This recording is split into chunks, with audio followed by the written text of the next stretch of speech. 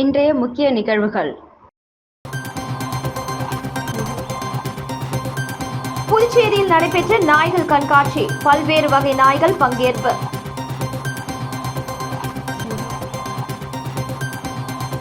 காங்கிரஸ் கட்சி தூண்டுதலின் பேரில் போராட்டம், பொதுப்பணித்துறை சரவணன் மீது பொதுப்பணித்துறை பணியாளர்கள் சங்கம் குற்றச்சாட்டு.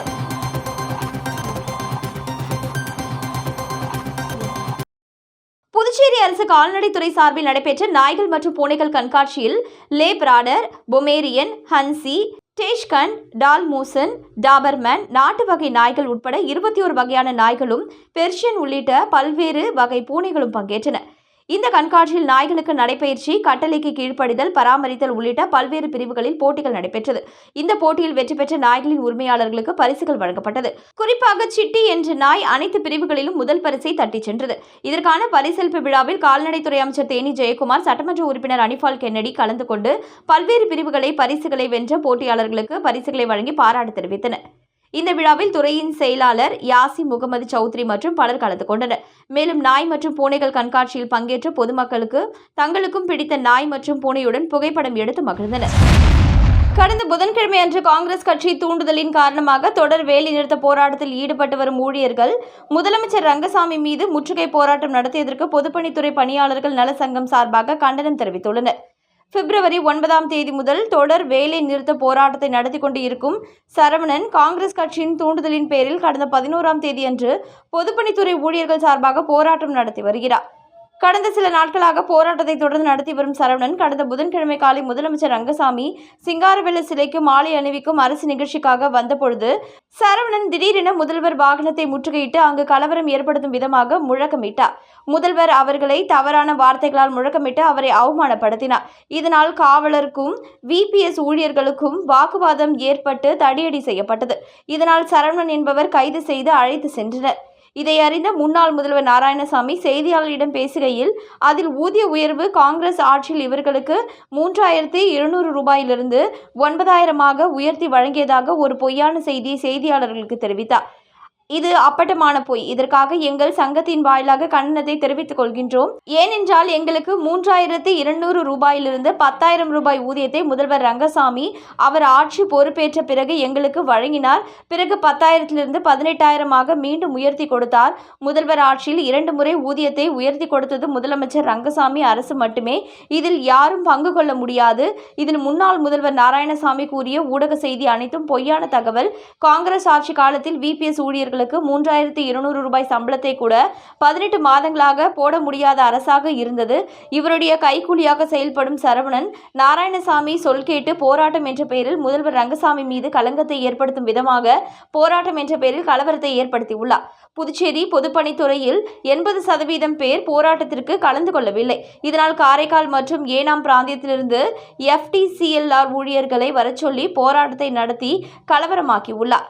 இதனில் சரவணனுடைய அரசியல் சுயலாபம் மட்டுமே அடங்கியுள்ளது. இதனால் ஊழியர்களுக்கு எந்தவித பயனும் இல்லை. இப்போராட்டத்தின் காரணமாக விபிஎஸ் ஊழியர்களுக்கு சம்பள உயர்வு கிடைக்குமா என்ற குழப்பம் நிலவி வருகிறது என்று சங்க நிர்வாகிகள் தெரிவித்துள்ளனர். புதுவை பொதுப்பணித்துறை பணியாளர்கள் சங்க சார்பாக நாங்கள் ஒரு கோரிக்கை முன்வைக்கிறோம். 11/2/2026 முதலமைச்சர் சிங்கார சிலைக்கு மாலை அணிவிக்க வந்திருக்காங்க. அன்னைக்கு ஒரு 50க்கும் மேற்பட்ட ஊழியர்கள் கொஞ்சம் பேர் கலந்துன்னு அவர் காரை வழிமறிச்சு பொதுப்பணித்துறை சார்பாக ஒரு பெரிய போராட்டம் பண்ணி ஒரு கலவரத்தை உண்டாக்கிட்டாங்க. இதுக்கும் எங்க சங்கத்துக்கு எந்த சம்பந்தமும் இல்லை. குறிப்பா இந்த யூனியன்ல பயணம் பண்ணாங்க கிட்டத்தட்ட 80% பேர் பணியாற்ற தெரியும். இது எல்லாருக்கும் தெரியும். ஆனா இவங்களோட சுயலாபத்துக்கும் அரசியல் சுயலாபத்துக்கும் இந்த மாதிரி செயலாளர் பண்ணி இந்த ஊழியர் அப்பா ஊழியர்கள் சில பேர் உள்ள செயலை அடிச்சிருக்காங்க. அது இதுக்கு மிகவும் கண்டிக்கத்தக்கது. இது ஒரே ஒரு ஆள் யாருன்னா அரசு பணியாளர் தலைவர் சரவணன் அரசியல் சுயலாபத்துக்கும் காங்கிரஸ் கட்சியை தூண்டத்துக்கு பேரும் இவர் இதுல செயல்பட்டிருந்தார். இது இப்ப நேற்று இல்லை, கிட்டத்தட்ட 16 ஆண்டு காலமா இந்த செயலை செஞ்சிருக்காரு. இதனால 1500 குடும்பம் 1500 குடும்பம் இன்னைக்கு நடத்த வேண்டிய சூழ்நிலை உருவாக்கிறது. காரைக்காலில் மகளிர்களை சந்தித்த லட்சிய ஜனநாயக கட்சியின் தலைவர் ஜோஸ் சார்லஸ் மார்டின், அருகில் நின்று எங்களது குறைகளை கேட்டறிந்த எளிமையான தலைவர் எங்களுக்கு கிடைத்ததில் பெருமிதம். புதுச்சேரி மாநிலம் காரைக்காலில் லட்சிய ஜனநாயக கட்சி நிர்வாகிகள் ஆலோசனைக் கூட்டம் சிறப்பாக நடைபெற்றது. இந்த நிர்வாகிகள் சந்திப்பு கூட்டம் லட்சிய ஜனநாயக கட்சியின் தலைவர் ஜோஸ் சார்லஸ் மார்டின் அவர்களது தலைமையில் நடைபெற்றது. மகளிர் அணி மற்றும் நிர்வாகிகள் ஒவ்வொருவராக அறிமுகம் செய்து கொண்டு காரைக்கால் மாவட்டத்தில் நிலவும் பிரச்சினைகள் குறித்து தெரிவித்தனர். கட்சியின் தலைவர் ஜோஸ் சார்லஸ் மார்டின் அவர்கள் அனைத்து பிரச்சினைகளுக்கும் உடனடியாக நிறைவேற்றி தருவதாக உறுதியளித்தார். பின்னர் ஆலோசனைக் கூட்டத்திற்கு வந்த மகளிர்கள் கட்சியின் தலைவர் ஜோஸ் சார்லஸ் மார்டினுடன் புகைப்படம் எடுத்து மகிழ்ந்தனர். அருகில் நின்று எங்களது குறைகளை கேட்டறிந்த இவ்வளவு எளிமையான தலைவர் எங்களுக்கு கிடைத்ததில் பெருமிதம் கொள்வதாக தெரிவித்தனர்.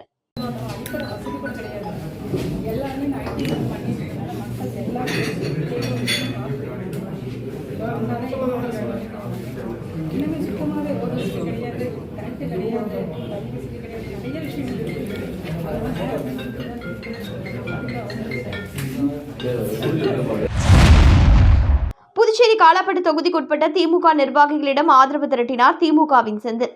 புதுச்சேரி காலாப்பட்டு தொகுதியில் அர்ஜுனகுமாரி அறக்கட்டளை சார்பில் பல்வேறு மக்கள் பணிகளை செய்து வந்த சமூக சேவகர் செந்தில் கடந்த சில தினங்களுக்கு முன்பு திமுக எம்பி ஜெகத் ரட்சகன் முன்னிலையில் திமுகவில் இணைந்தார். தொடர்ந்து வரும் சட்டமன்ற தேர்தலில் திமுக சார்பில் காலாப்பட்டு தொகுதியில் போட்டியிட முடிவு செய்துள்ள செந்தில் அந்த தொகுதியில் உள்ள திமுக நிர்வாகிகளை நேரில் சந்தித்து வரும் தேர்தலில் ஆதரவு திரட்டினார். அதன் ஒரு பகுதியாக கருவடிக்குப்பம் பகுதிக்குட்பட்ட திமுக நிர்வாகிகளை நேரில் சந்தித்து ஆதரவு திரட்டினார். இதில் திமுகவை சேர்ந்த பலர் உடனிருந்தனர். மேட்டுப்பாளையம் கனரக வாகனங்கள் நிறுத்தும் இடத்தில் கத்தியுடன் சுற்றியிருந்த இளைஞரை போலீசார் கைது செய்தனர். புதுச்சேரி கோரிமேடு போலீசார் நேற்று ரோந்து பணியில் ஈடுபட்டிருந்தனர். அப்பொழுது மேட்டுப்பாளையம் கனரக வாகனங்கள் நிறுத்தும் இடத்தில் சந்தேகப்படும்படி சுற்றித் திரிந்த நபரை பிடித்து சோதனை செய்தபொழுது அவர் கத்தி மறைத்து வைத்திருந்தது தெரியவந்தது. இதையடுத்து அவரை காவல் நிலையம் அழைத்து சென்று விசாரணை மேற்கொண்டதில் செயின்பால்பேட் பகுதியைச் சேர்ந்த காக்கா முட்டை என்கிற மதன் என தெரியவந்தது. இதனை அடுத்து வழக்கு பதிவு செய்து மதனை போலீசார் கைது செய்து சிறையில் அடைத்தனர். முத்தியால்பேட்டை வைத்திக்குப்பம் சுடுகாடு அருகே கஞ்சா விற்பனையில் ஈடுபட்ட வாலிபரை போலீசார் கைது செய்தனர். புதுச்சேரி முத்தியால்பேட்டை காவல் நிலைய எல்லைக்குட்பட்ட பகுதியில் சப் இன்ஸ்பெக்டர் சிவபிரகாசம் தலைமையில் போலீசார் நேற்று ரோந்து பணியில் ஈடுபட்டனர். அப்பொழுது வைத்திக்குப்பம் அருகே உள்ள சுடுகாடு பகுதியில் மர்ம நபர் ஒருவர் அப்பகுதியைச் சேர்ந்த இளைஞர்கள் மற்றும் சுற்றுலா பயணிகளுக்கு கஞ்சா விற்பனை செய்து வருவதாக போலீசாருக்கு தகவல் கிடைத்தது. தகவல் அறிந்ததும் சப் இன்ஸ்பெக்டர் சிவபிரகாசம் தலைமையிலான போலீசார் சம்பவ இடத்திற்கு விரைந்து சென்று மர்ம நபரை மடக்கி பிடித்து சோதனை செய்தனர். அப்பொழுது அவர் கஞ்சா வைத்திருந்தது தெரியவந்தது. இதையடுத்து போலீசார் அந்த நபரிடம் நடத்திய விசாரணையில் முத்தியால்பேட்டை அம்பேத்கர் நகரை சேர்ந்த சார்லஸ் என்கிற முருகன் என்பதும் பணம் சம்பாதிக்க கஞ்சா விற்பனையில் ஈடுபட்டதாக தெரிவித்தார். இதனைத் தொடர்ந்து போலீசார் சார்லஸ் என்கிற முருகன் மீது வழக்கு பதிவு செய்து கைது செய்தனர். தொடர்ந்து அவரை நீதிமன்றத்தில் ஆஜர்படுத்தி காலாப்பட்டு மத்திய சிறையில் அடைத்தனர். மேலும் அவரிடமிருந்து 90 கிராம் கஞ்சாவையும் பறிமுதல் செய்தனர். லட்சிய ஜனநாயக கட்சி தலைவர் ஆணையின்படி உழவர்கரை தொகுதியில் மகளிர் அணி தலைவி பிரபாதேவி தலைமையில் சுயதொழில் புரிய 10,000 ரூபாய் வழங்க 25 பேர் தேர்வு செய்ய நேர்காணல் நடத்தப்பட்டது. லட்சிய ஜனநாயக கட்சி தலைவர் ஜோஸ் சார்லஸ் மார்டின் ஆணைப்படி புதுச்சேரி மாநிலம் உழவர்கரை தொகுதியைச் சேர்ந்த மகளிர் சுய தொழில் புரிய 25 மகளிருக்கு தலா 10,000 ரூபாய் வீதம் 2,50,000 ரூபாய் உதவித்தொகை வழங்குவதற்கான மனுக்கள் பெறப்பட்டு அதற்கான பரிசீலனை மற்றும் நேர்காணல் நடைபெற்றது. லட்சிய ஜனநாயக கட்சி மாநில மகளிர் அணி தலைவி பிரபாதேவி வீரராகு தலைமையில் மேரி உழவர்கரை சிவசக்தி நகரில் உள்ள பிரபாதேவி இல்லத்தில் நடைபெற்ற நேர்காணலில் 2026 ஜனவரி மாதத்திற்கான விண்ணப்பங்கள் வழங்கியவர்கள் கலந்து கொண்டனர். இதில் அவர்களது விண்ணப்பங்கள் பரிசீலனை செய்து நேர்காணல் நடத்தப்பட்டது. பின்னர் இவர்களுக்கான நிதி உதவி விரைவில் வழங்கப்பட உள்ளது. LJK மகளிர் அணி துணைத் தலைவிகள் வழக்கறிஞர் கிருத்திகா தேவி, ஓய்வு பெற்ற செவிலியர் பங்காரு அம்மாள், லட்சிய ஜனநாயக கட்சி மகளிர் அணி மாநில செயலாளர் சங்கீதா, பேராசிரியர் ராஜேஸ்வரி ஆகியோர் நேர்காணல் செய்தனர்.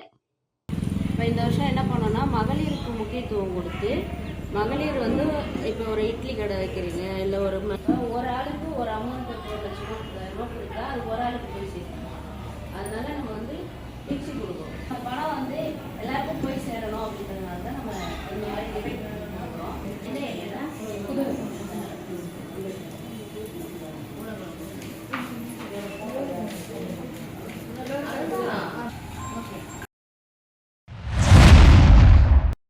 கூனிமுடக்கு பகுதியில் அமைந்துள்ள ஆதி கைலாசநாதர் தியான திருக்குடலில் சனி பிரதோஷ வழிபாடு நடைபெற்றது.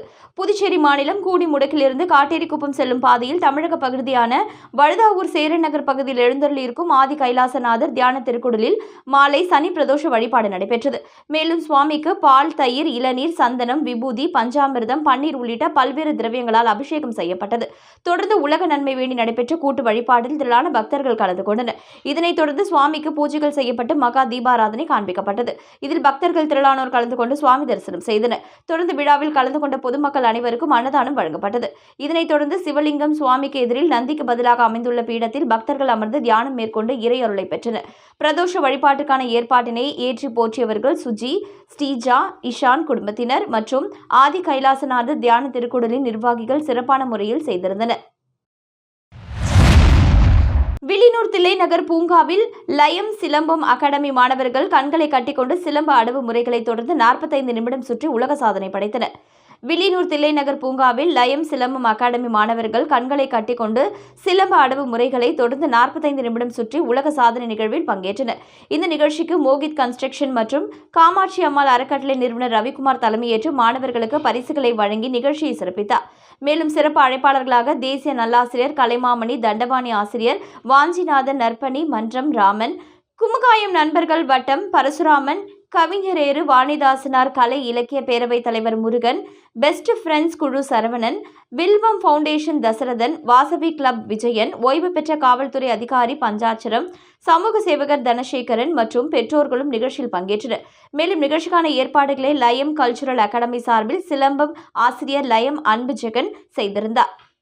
இந்நிகழ்ச்சியில் ஏராளமான மாணவ மாணவிகள் கலந்து கொண்டு பயிற்சி பெற்று தங்களது திறமைகளை வெளிப்படுத்தினர். மேலும் இந்த நிகழ்ச்சியில் மாணவர்கள், பெற்றோர்கள், ஊர் பெரியவர்கள் என திரளானோர் கலந்து கொண்டனர்.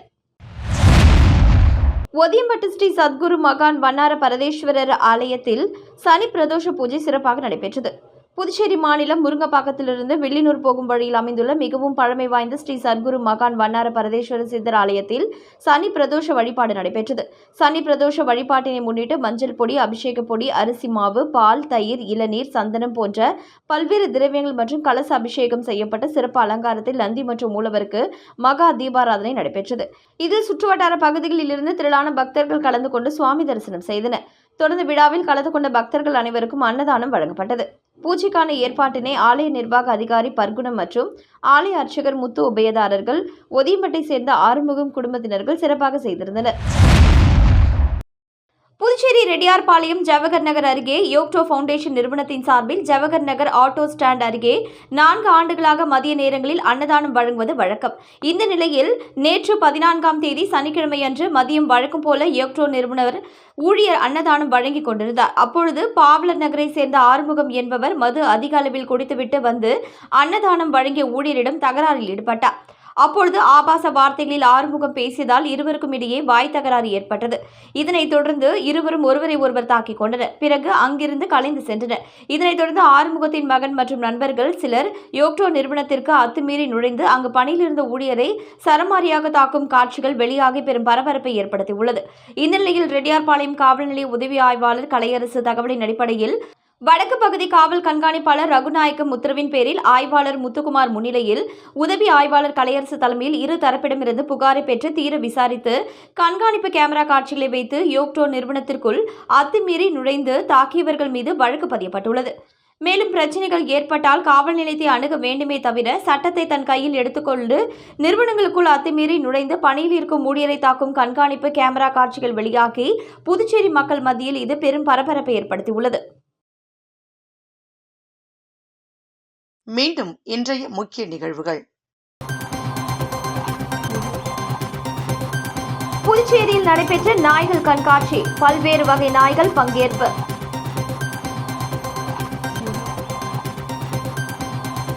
காங்கிரஸ் கட்சி தூண்டுதலின் பேரில் போராட்டம், பொதுப்பணித்துறை சரவணன் மீது பொதுப்பணித்துறை பணியாளர்கள் சங்கம் குற்றச்சாட்டு.